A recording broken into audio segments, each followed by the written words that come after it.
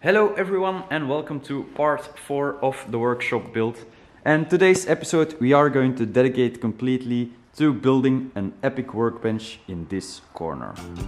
All my friends, yellow rider.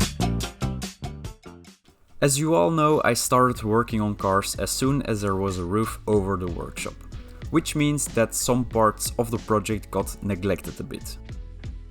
This corner is a perfect example of that.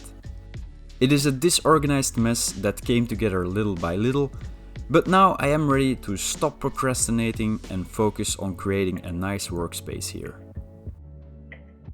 Therefore, we're going to build a sizable and sturdy workbench so that I can finally get rid of my now infamous wobbly table.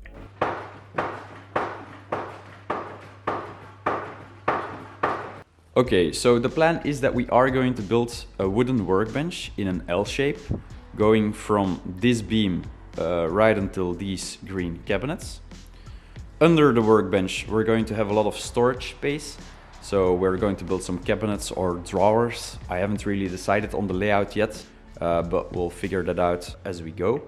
Right above the workbench, in this area, we are going to build some overhead cabinets for some extra storage capacity.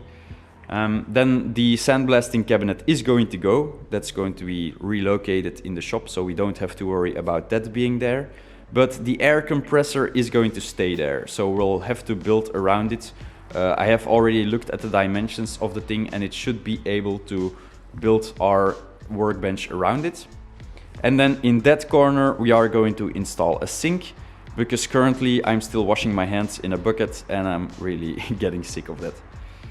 Okay, so those are the plans, and now the first thing that I'm going to do is to clear up the entire corner so that we can start with a blank canvas. The only thing I'm going to leave is the air compressor.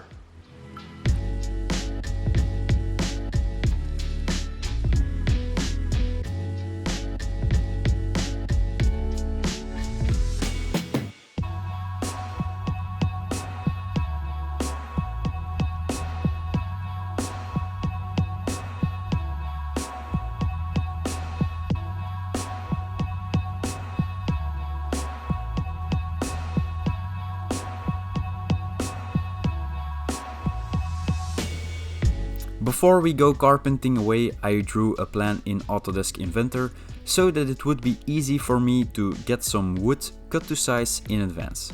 What you see here is the base of the workbench that consists out of 3 plywood cabinets that support a pine wood frame.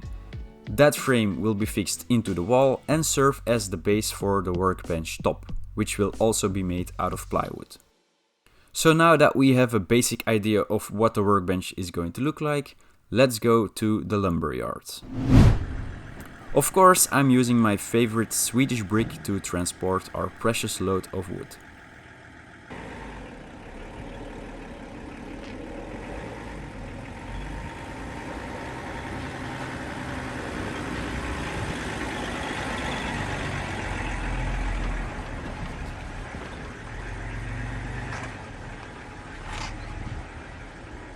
Once home, I unloaded the cargo and started sorting through everything.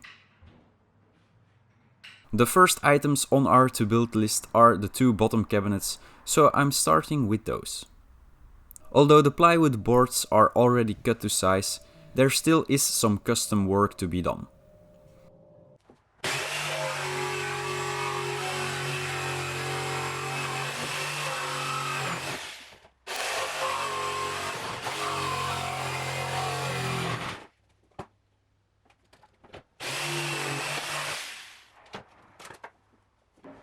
The cabinet consists out of 2 boards on the sides. Then on the bottom there will be 2 pine wooden posts that will be anchored into the concrete floor. Then a cabinet bottom and a back panel rest on top of those. And then I forgot to get a top one cut to size, so we'll have to cut one ourselves from the plywood leftovers. That is what our cabinet needs to look like. Now let's put it together.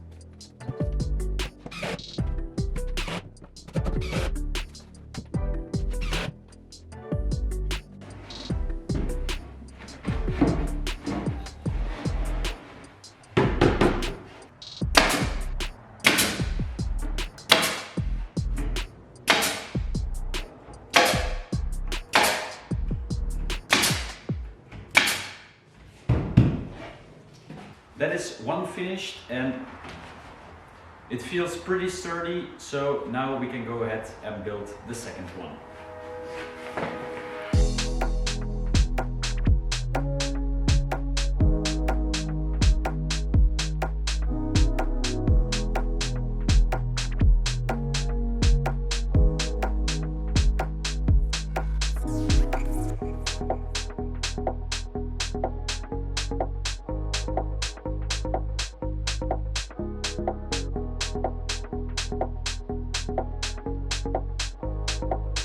With the first two cabinets done, I test fitted the bench top.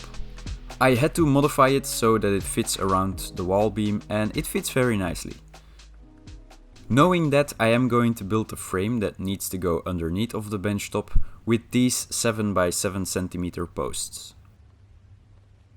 To make sure that my frame would be perfectly flush with the bench top, I laid the plywood panel down on the ground and started mocking up the frame using the shape of the board as my guide. On one side I added some extra beams so that I have an extra sturdy section for the installation of a vise. Once I figured out the basic outlines of the frame, I decided to place it on top of the cabinets and finish it there. I know it is a bit of a weird way of working, but it worked out for me, so yeah. Next, I looked for where the studs are located in the wall frame behind the wooden planks so that I can fix the frame to them.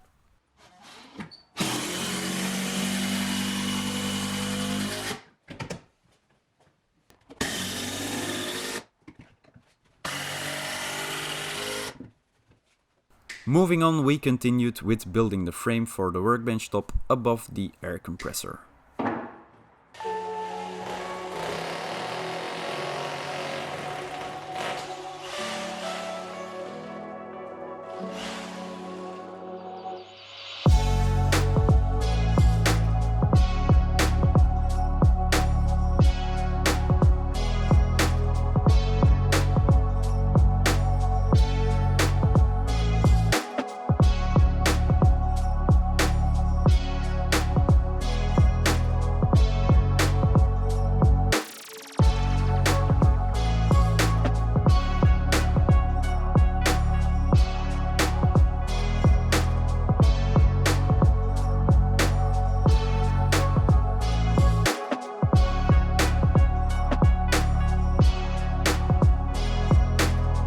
I calculated that the height of the workbench would just clear my air compressor, but unfortunately that meant that my frame unfortunately will not clear it.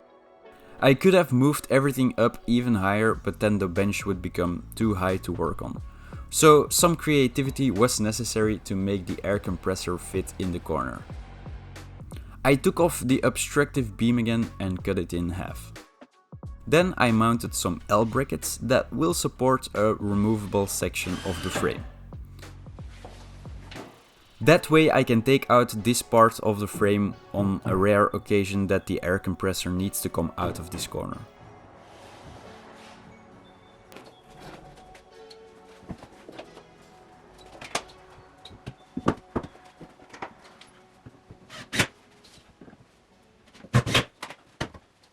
The first section of bench top I have already cut to size, so that can go on immediately.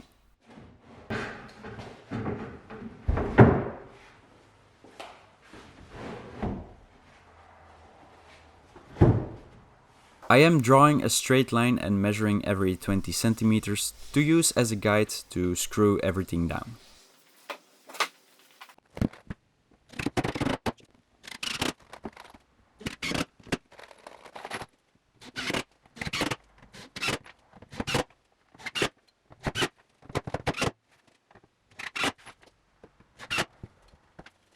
Before I can fit the next part, I need to make a little cutout so that I can slide it into the corner.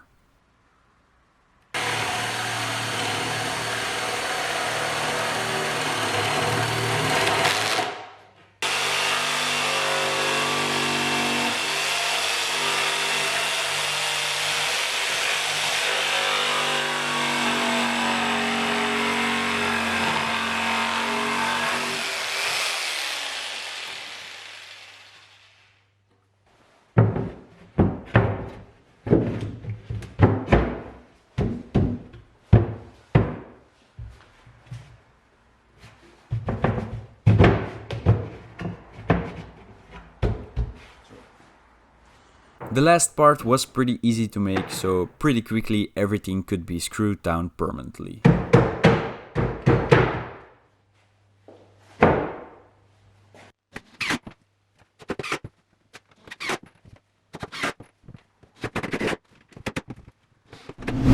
The base of the workbench is now done, and next I want to focus on the storage sections of the build. And we are going to start with building the overhead cabinets that are going to go right here. And Greta already delivered a new load of plywood, so we can go straight into putting everything together. I got pretty much every panel cut to size, so all I had to do was nail and screw the whole thing together. It will become a 3-meter long unit divided into 3 sections with 6 doors in total. Because 3-meter long plywood wasn't available, I have to make the cabinets out of 2 parts.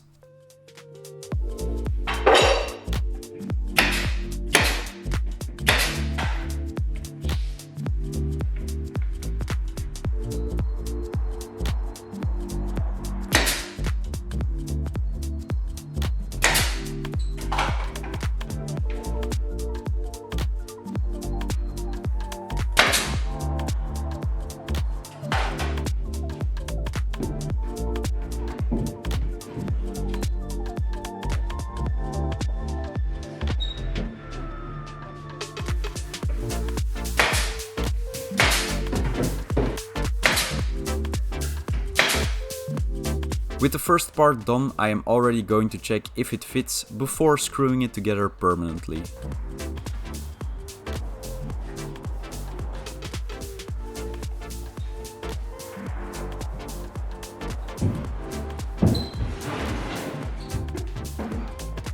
It looks like it is going to fit nicely, so after screwing it together, I could start thinking about how I am going to mount it into the wall. I am all by myself today and the thing is pretty heavy, so I'll need to be creative.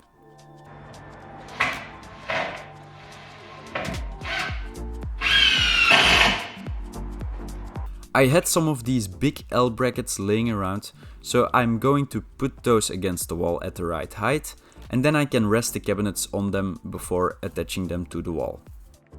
That is a theory, now let's put it into practice.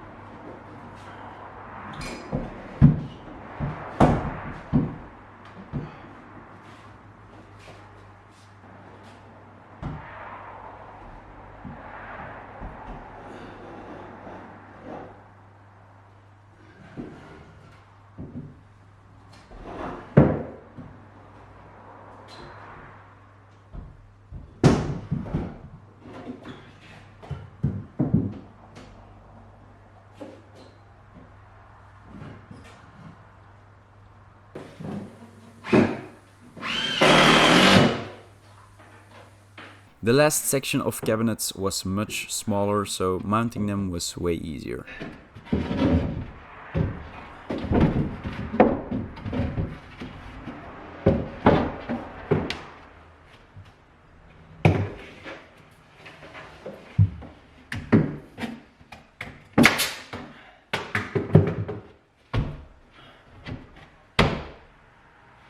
The whole unit is mounted now, and after a certified strength test, I deemed it ready to start fitting the cabinet doors. I have no experience with how these door hinges need to be mounted, but luckily my dad does, so he showed me.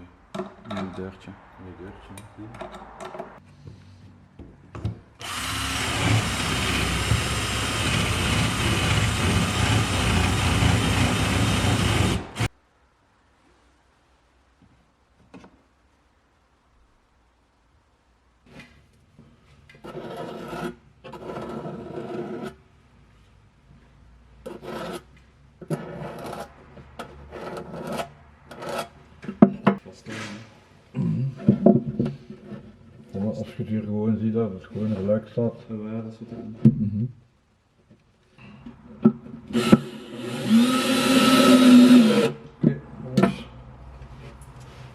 That is the first one done, and 5 copy and pastes later we have our 6 doors ready.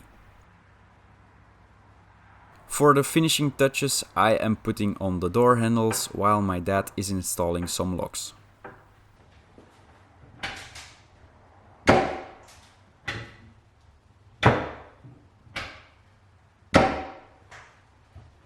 That looks pretty neat in my opinion, and with that finished we can move on to the drawers.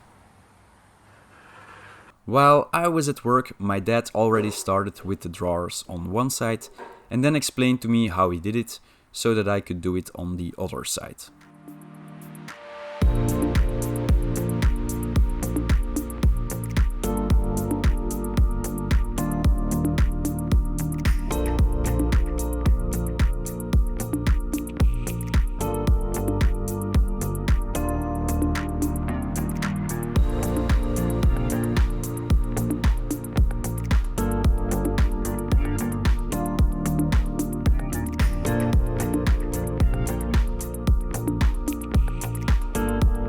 Once all the drawers are made and put in place, I am mocking up the faces so that I can make sure that they are properly aligned. Once they are in perfect position, they get attached to the drawers.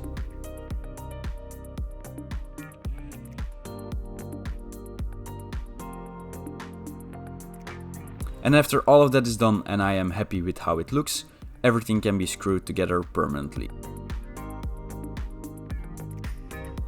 Then only the handles need to be mounted to finish it off.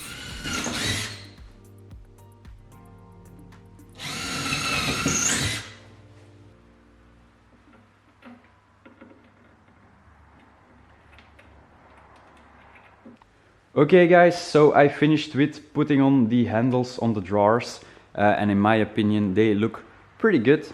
I also did the handles on that little cabinet. I don't know if I've showed this already, but this is going to be the section where the sink will be. I don't think it will be for this episode, but yeah, now we already have a nice little cabinet that goes underneath. And there we can store some cleaning supplies and other goodies. Oh, there still is some stuff in here. Let's clean that up. The workbench is coming together beautifully, and the next thing I want to focus on is the lighting.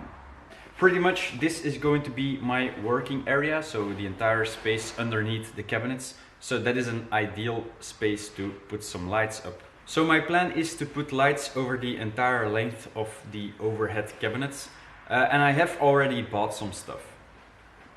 First I bought one of these light fixtures with an LED light inside, which is pretty similar to what we have in the rest of the shop. Supposedly it produces 3100 lumen, which would be not bad at all. But the reason I'm not going to fix these is because when I mocked them up against the cabinets, it looked pretty ugly from the start. The lights are pretty bulky and I'm looking for a more slim solution. So that is why I went the extra mile and bought some high-end LED lights. These have 160 LEDs per meter, which is pretty good. I think like an ordinary cheap one has like 30 each meter. These are the specs. If you guys are interested, you can pause the video if you want to take a look at them. They come with this AC-DC power converter because the LEDs need direct current. And then I also got some aluminium profiles with a milky type glass cover which will smoothen out the LEDs very nicely. I'll quickly open that up so you guys can see what I'm talking about.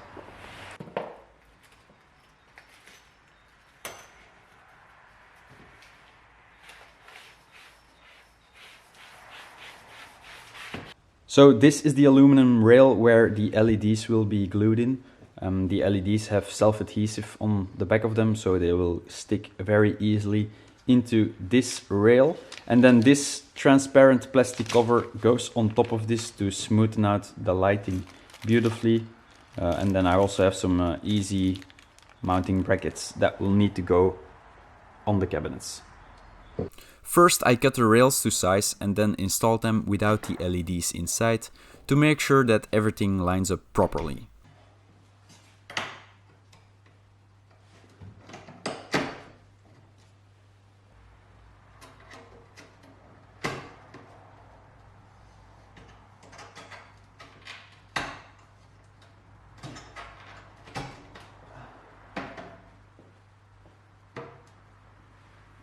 Then I took the rail off again and started laying down the LED strip into it so that I can cut it to size.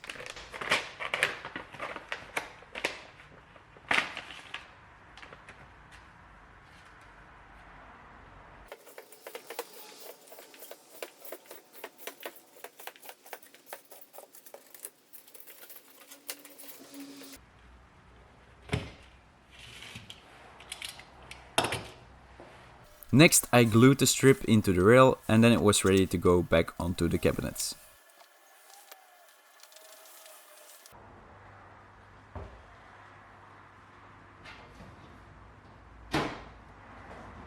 After I added the rail end pieces, I soldered the wires from the DC converter to the LED strip, which means that we are ready to put the power back on and behold the new lighting.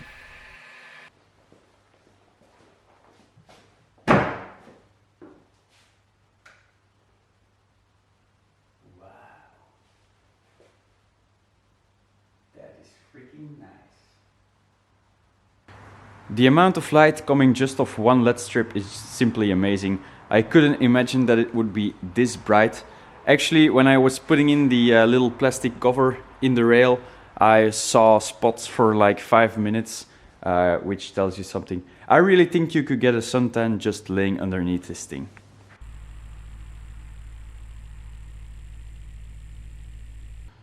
Okay, so the last thing that I want to do wasn't really part of the plan. But the beams that we use to make the frame for the workbench top are stained green, and that wasn't really part of the plan, but we bought them on accident. And I do think they make the whole workbench look a bit bad. So what I'm going to try to do is to paint all of them black, because I think it might go very well with the handles on the cabinets and the drawers. And then if it doesn't look good painted black, I can still make like one plywood plank that goes over everything. So that is my plan B. But I do think that if we paint all of this black, it will look pretty good.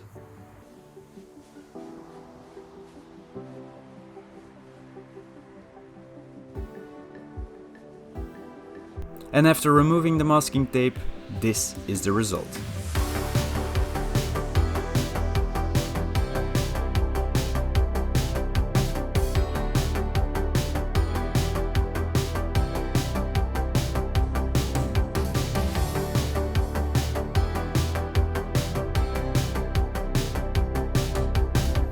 Okay, so that is the end result for today's episode, and I am over the moon with the result. It is such a big improvement from what I was working on before. You'll remember that wobbly table, of course. And this is just going to be a million times better. I think it was pretty clear in this episode that I am not a professional carpenter, and the professionals that were looking at this video probably were shaking their heads a couple of times. But nevertheless, the result is here. For me, it looks pretty good. Although there are a couple of regrets that I have and things that I would have done differently if I would have known them before.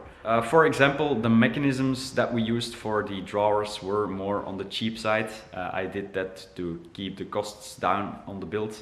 And now I kind of regret it because I know that in 6 months probably I will want to replace those because they kind of feel cheap. And then another mistake that is a bit of a rookie mistake in my opinion is that I made the backboard that sits under the drawers flush with the drawers, but that means that when I am working in front of the drawers, the tips of my shoes are always going to be touching the backboard, which can be annoying. But hey, you live and you learn, and you get rid of those mistakes once you have experience. And at least we have gained a little bit of experience doing this project. It was the first time that I did anything of this scale, so I am pretty proud of the result. It still isn't finished yet, because I still have to install a vise here. I already have a small vise, but it is on the small sides, so I want to purchase a bigger one and install that there on the corner. I also still need to install a sink here. I am looking around to find the right model, and as soon as I have found that, we are going to install that right there. And then the most urgent thing that I still need to do is to put a varnish over everything, because if it is left untreated, all of this wood is going to be pretty dirty very soon, and it won't be washable. And I'm hoping that with a varnish we can keep this looking fresh a little bit longer. So that is going to be it for this video, and I also think it will be the last workshop video for a while, because I desperately want to begin working on the cars again. I don't know if you have noticed, but the channel is almost at 100k, which is absolutely unbelievable. And I am planning, maybe, I'm really saying maybe, I'm planning on doing something special for 100k. So if you aren't subscribed yet, please do, because it really helps me out. I hope you enjoyed this video. If you have any remarks, please leave them in the comments below. And otherwise, until next time.